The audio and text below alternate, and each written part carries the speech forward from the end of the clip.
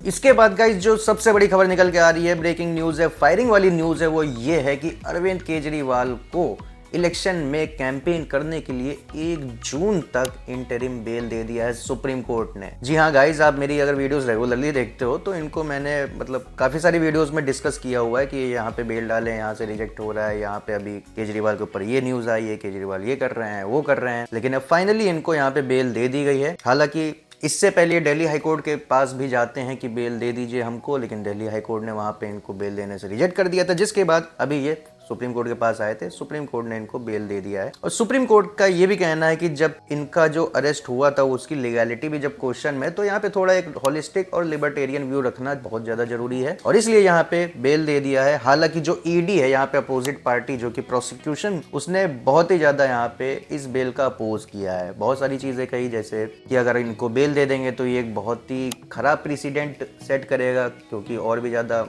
और भी काफी सारे पॉलिटिशियन क्रिमिनल्स जेल में हैं, वो भी कहेंगे हमको भी बेल दीजिए कैंपेनिंग के लिए। प्लस ये भी कहा गया कि सिर्फ अरविंद केजरीवाल एक चीफ मिनिस्टर है तो इस बेसिस पे इनको इम्यूनिटी नहीं देना चाहिए। जैसे एक आम आदमी होता है, उसके ऊपर प्रोसिक्यूशन होता है, उसको बेल नहीं मिलती है, वैसे इनको भी नहीं मिलनी चाहिए। इनका अलग से ट्रीटमेंट नहीं होना चाहिए, सबको सबके बराबरी में इनको रखना चाहिए। मोटा मोटा ऐसा कहना था ईडी का। लेकिन गाइस यहाँ पे सुप्रीम कोर्ट ने इस चीज पे भी क्वेश्चन उठाया था कि जब 2022 में दिल्ली लीकर पॉलिसी केस जब फाइल किया गया था बाय द लेफ्टिनेंट गवर्नर, तब उस समय अरेस्ट क्यों नहीं किया गया था, या फिर इलेक्शन के बाद क्यों नहीं अरेस्ट किया गया, जस्ट इलेक्शन के पहले क्यों अरेस्ट किया गया। तो टाइमिंग पे थोड़ा क्वेश्चन मार्क उठाया गया था, एंड फाइनली यहाँ पे बेल दे दी गई। लेकिन गाइस बिल्कुल ही अनकंडीशनल बेल नहीं दी गई है। सुप्रीम कोर्ट ने 5 कंडीशंस लगाई हैं अरविंद केजरीवाल को कि ये 5 कंडीशंस फुलफिल करोगे तभी आप इंटरिम बेल के पे 1 जून तक आप बाहर रहोगे। अब चलिए 5 कंडीशन जान लेते हैं क्या रखा है सुप्रीम कोर्ट ने इनके ऊपर। तो गाइस पहली कंडीशन तो ये है कि इनको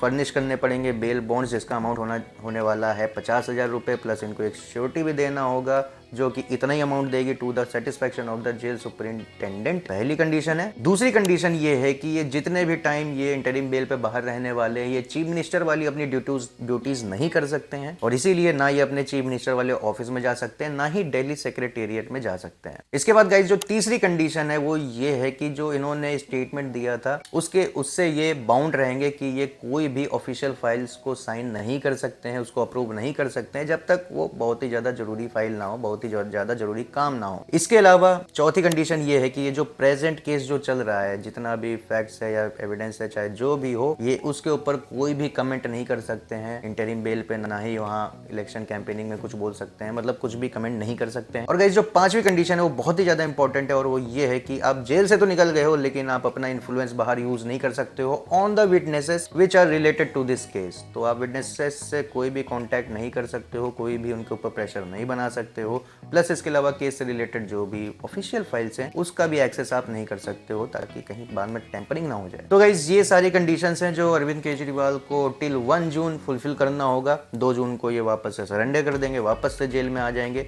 शायद 4 जून को रिजल्ट आने वाला है इलेक्शन का। तो इसके ऊपर आपका क्या सोचना है? अरविंद केजरीवाल को बेल मिलनी चाहिए थी या नहीं मिलनी चाहिए थी? कमेंट सेक्शन में जरूर बताइएगा। बाकी ऐसी और भी इंपॉर्टेंट अपडेट्स के लिए आप सब्सक्राइब कर लीजिए LLB वाला को।